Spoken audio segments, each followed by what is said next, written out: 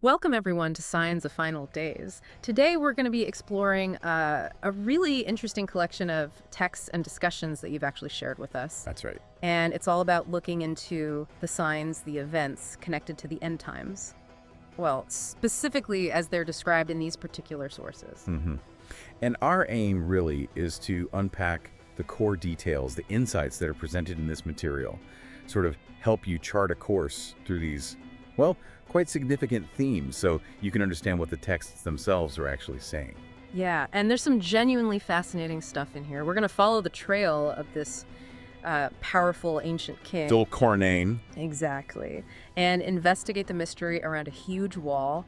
Look closely at these destructive people known as Gog and Magog. And even touch on some, well, surprising details linked to places you've probably heard of, like Lake Tiberias and the city of Medina. Right. And what really stands out in these sources, is how they present all these different elements. They're not seen as just isolated events. Yeah. They're shown as interconnected signs, kind of woven together as indicators of, well, future events leading towards the end times. Okay, so let's maybe start by tracing where some of these questions even came from, at least according to the sources we have here.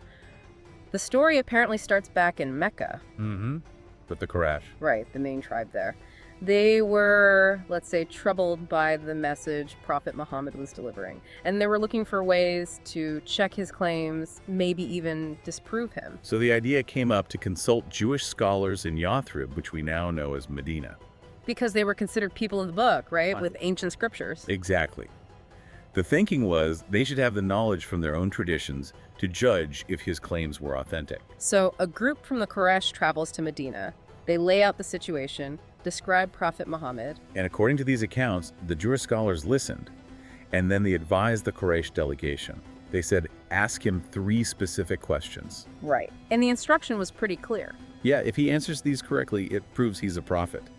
If he can't answer them, well, the Quraysh could draw their own conclusions. And the sources, they detail these 3 questions. One was about the soul, its nature.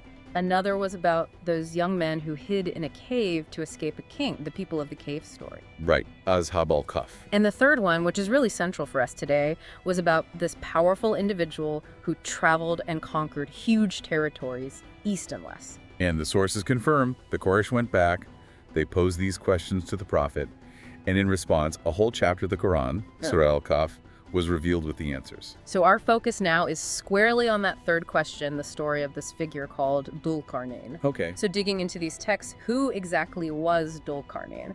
The sources seem quite clear on one point. Yeah. He wasn't a prophet. No, not a prophet, but a righteous, believing king, a powerful ruler guided by faith. And his name, Dhul-Qarnayn. The sources offer a few interpretations for that, don't they? They do. It literally means something like he of the 2 horns, or possessor of the 2 horns. Which could mean? Well, interpretations vary. Some say it refers to him reading the 2 horns, or extremities, of the sun's rising and setting points, basically, ruling the east and west. Okay. Others link it to ruling the 2 great empires of the time, perhaps Rome and Persia, or maybe living through 2 distinct epochs or centuries. There are even more literal ideas mentioned, right? Like something about his head or hair. Yes, some traditions mention him receiving 2 blows to the head while calling people to God. Or even that he wore his hair in 2 braids or horns. The word corn can also mean a braid of hair in Arabic. So lots of possibilities floated in the sources. And the sources also dive into this big historical debate about who he might actually be. Alexander the Great often comes up. He does. But the texts we're looking at here, they strongly push back against that identification. Why is that? Well, mainly because Alexander was known to be a polytheist. He worshipped multiple gods. And that directly contradicts the core description of Dhul-Qarnayn as a monotheist, a believer in the one God, Allah. Makes sense. What else? The sources also point to a pretty significant time gap, maybe 2,000 years between them. And they argue Alexander's conquest, so massive, didn't quite match the specific east-west extent attributed to Dhul-Qarnayn in the Quranic narrative. So if not Alexander, who else is suggested? Well, another prominent candidate mentioned, favored by some Jewish and Muslim scholars, according to these texts, is Cyrus the Great. Cyrus, the Persian king. That's the one. He's hugely significant in Jewish history because he's credited with freeing the Israelites from their captivity in Babylon under Nebuchadnezzar. Ah, okay. And the sources note that some Jewish scriptures reportedly even contain prophetic dreams about Cyrus coming as a liberator. So for some Muslim scholars mentioned in these texts, Cyrus's characteristics seem to align better with Dhul-Qarnayn. But it's not a settled issue, is it? Oh, definitely not. The sources are clear that many other interpreters strongly disagree with identifying him as Cyrus. It remains a point of discussion. And there are other ideas floating around, too. Yeah, some sources mention him being a descendant of Japheth, who was one of Noah's sons. Others place him somewhere between Prophet Isa, Jesus, and Prophet Muhammad. A few accounts even connect him way back to the time of Prophet Abraham. Suggesting he helped build the Kaaba in Mecca. Exactly, and prayed there for his journeys to be eased. So you see, the specific historical ID isn't the main focus. It's more about his role. Precisely. The consistent picture across these sources is of a king given immense power by God and guided by God's will, a righteous ruler. And guided he certainly was. The sources talk about extensive travels. One journey takes him somewhere near modern-day Armenia and Azerbaijan. That's right.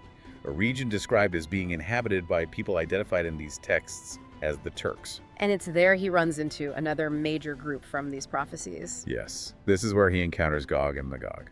Okay, let's pivot to them. Gog and Magog. How are they depicted in the material you've looked at? They're described as, well, incredibly destructive, a really disruptive force. In what way? The sources say they'd emerge from this gap, this pass between two mountains, and just cause widespread corruption. The term used is mufsidun fil ard. Those who wreck things cause ruin on earth.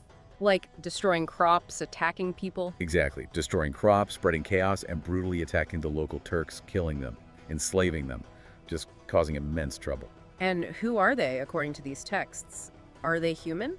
Yes, the sources are clear. They are children of Adam, so definitely human. Some accounts get more specific, identifying them as two tribes descended from Japheth, son of Noah. Same lineage as the Turks they were attacking, ironically. So the Turks see Dhul-Qarnayn arrive, see his power and authority. And they basically plead for help. They describe the terrible situation with Gog and Magog and ask him, beg him really, to build some kind of barrier. To seal off that mountain pass. Right, to protect them. And they even offer to pay him for this massive undertaking. But he refuses the payment. He does. According to these accounts, he turns down any reward. His motivation, the texts stress, was purely for the sake of Allah and to help these people who were suffering. So he agrees to build the barrier? How did he do it? The method described is pretty amazing. It really is. He instructs the local people to gather huge amounts of iron, like large blocks or pieces. Okay. He then has them pile these iron blocks up in the gap between the two mountains, filling it completely. Then what? Just iron blocks? No, then comes the next step. He directs them to build a massive fire and use bellows to blow on it intensely, heating the iron until it's glowing red hot, like a forge. Wow.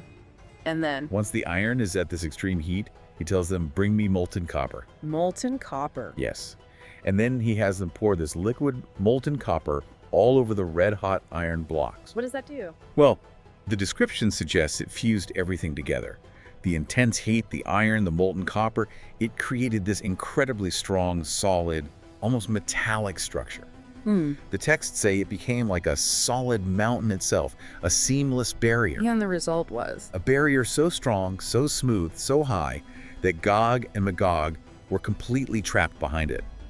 The sources state they couldn't climb over it, and they couldn't break through it. So Dhul-Qarnayn successfully contained them, separated them off. Exactly, for a very long appointed time. And the texts indicate they've remained behind this barrier ever since, living their lives apart for generation after generation. But they didn't just give up, did they? They still want out. Oh, absolutely not. The forces describe this ongoing, relentless effort on their part. They are constantly trying to breach the wall. How? By digging. The picture painted is one of constant daily labor. They dig and dig at the base of the wall all day long, trying to make a hole, trying to weaken it. And here's where that really interesting detail comes in, isn't it? About their daily routine. Yes, it's quite specific. They dig all day, and they actually make progress. They can see they're getting somewhere. But then, as the sun starts to set, their leader tells them, okay, stop for today. We'll come back tomorrow and finish it. Yeah, when they come back the next morning. They find the wall completely restored. The hole they dug is gone. In fact, the sources say it's even stronger than it was before they started digging the previous day. Wow. So it just repairs itself overnight? Miraculously, yes. Yeah. And this cycle just repeats day after day, century after century, digging, stopping, returning to find it stronger. A perpetual frustration for them. Until one specific day, there's a change coming. Exactly. The sources explain that their eventual success, their breakthrough, is tied to uttering a single crucial phrase. Which is? One day, after they've been digging all day as usual, their leader will say, "Okay, stop. We will finish tomorrow." And then he'll add, "Inshallah." Inshallah. Meaning, if God wills. Precisely. And this small addition, "if God wills," is presented as having immense significance for all those millennia of effort. They had apparently forgotten or just never used this phrase in this context. But this time, they say it, and what happens? Because they finally say, "Inshallah," the sources state, the divine permission is implicitly granted. The wall won't repair itself that night. The whole stays. The whole stays. So the next day, when they return, eager to finish, they find the barrier weakened, just as they left it. And with minimal effort, they break through completely before sunset. And the scale of this emergence, the sources describe it as overwhelming. Absolutely staggering. They pour out from behind the wall in unimaginable numbers, thousands, millions, perhaps billions, spreading across the entire earth incredibly quickly, like a flood. And their impact, still destructive. Immensely so. The text emphasized that as they spread, they bring chaos, ruin, harm everywhere they go. They are fulfilling that description of Mustadun Filard corruptors on the earth. And the sources attribute their long containment and their inability to say inshallah until that exact moment directly to God's plan, right? Yes, it's presented as being entirely within Allah's control and timing. So, okay, they break through. How do these accounts connect this event to signs that people might actually see or recognize? Are there indicators mentioned? Yes, the texts link their emergence to several potential signs. One major geographical landmark highlighted is Lake Tiberias. The Sea of Galilee, Yep. very well known. Exactly. And there's a specific hadith, a narration from the prophet, included in these sources about it. What does it say? It describes that when Gog and Magog emerge, the very first waves of them passing by Lake Tiberias will drink all of its water, completely dried up. All of it, just the first groups? That's what the prophecy says. It adds that when the last groups of Gog and Magog arrive at where the lake was, they'll find no water at all.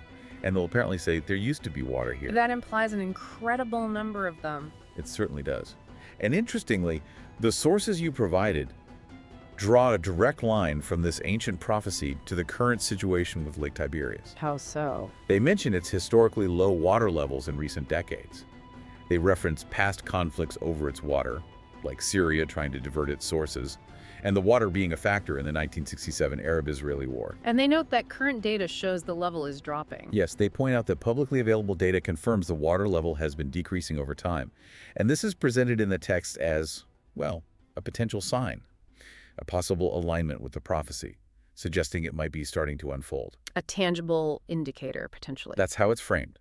The drying the lake matching the description of Gog and Magog's emergence. Okay, so after passing the now dry lake, where do they head next, according to these sources? The texts mention them moving towards a place called Jabal Hammer, Which is identified as? Jerusalem, or Beit al-Maqdis, and they continue their path of violence and corruption as they advance towards it. And there are some symbolic actions mentioned too, something about arrows. Yes, the accounts describe this act of extreme arrogance. Having seemingly conquered the earth, they declare they will now conquer the heavens. They shoot arrows up into the sky. And according to the sources, these arrows fall back down stained with blood. Which they interpret As proof that they've succeeded, that they've even overcome the inhabitants of heaven. Just sheer hubris described there. Now, Prophet Isa, Jesus, is said to return before the final hour. What's his situation when Gog and Magog emerge, according to these sources? The texts state that Prophet Isa, when he returns, along with the believers who are with him, will essentially be besieged by Gog and Magog. Trapped. Yes, likely on a mountain, perhaps Mount Tur. They'll face immense hardship, particularly severe hunger. And crucially, the sources emphasize that Prophet Isa and his followers will not be able to defeat Gog and Magog through fighting. Not militarily. No. Their numbers and sheer destructive power are just too overwhelming in these accounts. Victory against them comes through divine intervention later, not through human battle. Let's circle back to the wall itself for a moment. Its location. The sources discuss where it might be, right? They do. Various theories are mentioned. The Caucasus region often comes up. There's historical evidence of ancient defensive walls built in mountain passes there to keep out northern tribes. But the sources we have specifically rule out one famous wall, don't they? Yes, they explicitly reject the idea that Dhul-Qarnayn's barrier is the Great Wall of China. What's the reasoning given? Two main points mentioned. First, the Great Wall wasn't built by one person in one go. It was built by different Chinese dynasties over centuries, mainly as a defense against northern invaders. Dhul-Qarnayn's wall was a specific project by one individual in one location between two mountains, solely to contain Gog and Magog. And the second point, Perhaps more importantly, the Great Wall, despite its name, has been breached and overcome multiple times throughout history. Dhul-Qarnayn's wall, as described in the Quran and these sources, was meant to be utterly impenetrable until the time Allah decreed for it to fall. okay. Now this leads to another really interesting perspective raised in the sources. Yeah. The idea that maybe Gog and Magog are already out. Yes, that possibility is definitely introduced in the texts. Some people, it says, hold the view that Gog and Magog were released a long time ago, maybe centuries ago. And their reasoning for thinking that. Often it's based on the fact that we can't find this massive unbreached iron and copper wall anywhere on Earth today. If it existed and was still holding them back, shouldn't we be able to locate it? That makes sense. Are there other interpretations? Yes. Another view mentioned is that maybe Gog and Magog isn't meant entirely literally as two specific tribes behind a physical wall anymore. Perhaps it's become a metaphor. A metaphor for what? For widespread global chaos, maybe. Intense conflict between nations, or even pervasive intellectual or moral corruption. The kind of widespread Musadun filard activity we see today.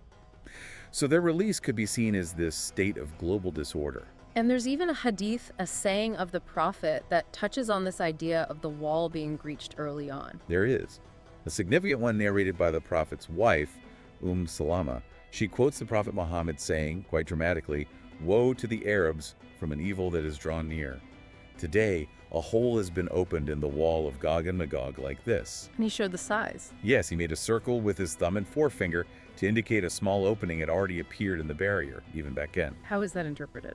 Well, along with another similar hadith from Abu Huraira, also mentioning a hole being made, some scholars mentioned in the sources take this as a sign that the process of their release wasn't necessarily one single future event, but maybe something that began gradually, or was imminent even in the prophet's time, that the barrier was starting to weaken. And this potential increase in corruption or evil, maybe linked to Gog and Magog being out in some sense, is also connected in the sources to another major sign, isn't it?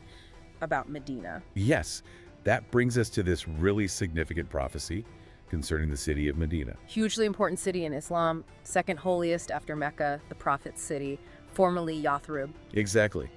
And the prophecy found in these sources states clearly that people will abandon Medina. Just leave it. Yes. And what's really striking is the circumstances described for this abandonment. It's not because of war or famine. No, quite the opposite. The texts highlight that people will leave Medina even when times are good. When the city is flourishing, full of fruits, resources available, life is comfortable. So why leave then? Due to some sudden trial, or maybe a great turmoil, or some overwhelming difficulty that just drives them away, despite the apparent prosperity, they're forced out or choose to flee. And the end result for Medina, according to the hadith in these sources? It's quite a stark image. Medina becomes completely empty of people, utterly deserted, left inhabited only by wild animals, predators roaming its streets. Wow. And this complete emptying of Medina is presented as a major sign indicating that the final hour, the very end of time, is extremely close. There's an analogy used in a hadith comparing Medina to a blacksmith's furnace that burns away impurities from metal. Meaning Meaning that Medina expels the bad or insincere people.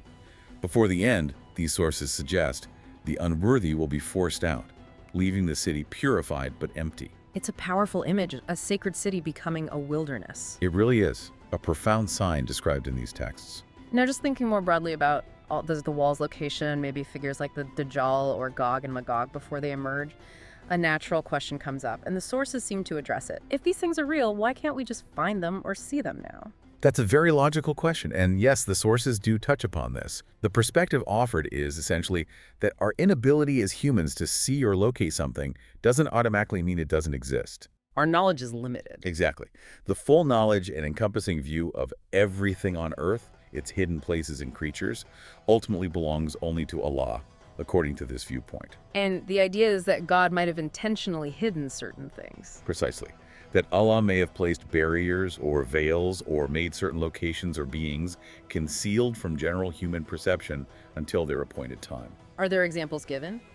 The sources provide the example of the Israelites wandering in the desert of Tih for 40 years. They were confined to a specific area, and according to the accounts, people outside that area were unaware of their exact location or presence. It's used as an analogy for containment and concealment. Any more contemporary analogies mentioned? Yes, the texts briefly mentioned the Bermuda Triangle, not necessarily endorsing any specific theory about it, but using it as a modern example of a place widely known for being mysterious, where things seem hidden or unexplained. It reinforces the possibility of unseen realities or divinely concealed places. So the message is, just because we can't map it or see it on satellite doesn't mean it's not there within this framework. That's the perspective presented in these texts, yeah. Okay, wow. We've covered a lot of ground today, really digging into the sources you shared. We started with Dhul-Qarnayn, His story, the debate around his identity, his journey. leading to that encounter with Gog and Magog, and then we got into the details of that incredible barrier he built. Right, the iron and copper construction. And the nature of Gog and Magog themselves, relentless, destructive, constantly digging. Until that key moment with the word inshallah, which signals their final breakthrough. A really pivotal detail in these accounts. We also looked at the signs connected to their emergence in these texts, especially the prophecy about Lake Tiberias running dry. And how its current state is seen by some, according to these sources, as potentially aligning with that prophecy. Right, and their predicted march towards Jerusalem, their arrogant actions. We also touched on that hadith suggesting maybe a hole in the wall appeared long ago. Raising questions about whether their release is a process already underway. And finally, we discussed that other major sign, the prophecy of Medina's abandonment. Yes, people leaving even in good times, the city becoming empty except for wildlife. A sign of the very end times, according to these sources. And we wrapped up by considering the perspective from the text on why some of these things, the wall, maybe other figures or locations, might remain hidden from our view. It all paints a really rich, complex picture based on these specific sources. Yeah. A detailed tapestry of anticipated end-time events. It definitely invites you to think about the interpretations, literal, symbolic maybe, and how some aspects, according to these texts, might be seen as echoing in the world today. For sure. It encourages reflection on these ancient accounts and what relevance, if any, they might hold now. So, maybe here's a thought to leave you with, drawing from what we've discussed. If these descriptions, found in ancient prophecies and historical accounts within these sources, descriptions about, say, the state of major landmarks or the movements of people, if they seem to resonate with patterns or events we observe in our own time, what might that suggest within the framework of these specific texts about where we are on the timeline of history? A challenging question indeed. Well, that's our exploration for today here on Signs of Final Days. We hope you found this discussion insightful. If you did, please do give this video a like, share it with others who might be interested, and definitely subscribe to the channel to support our ongoing work. We appreciate you joining us. Until next time.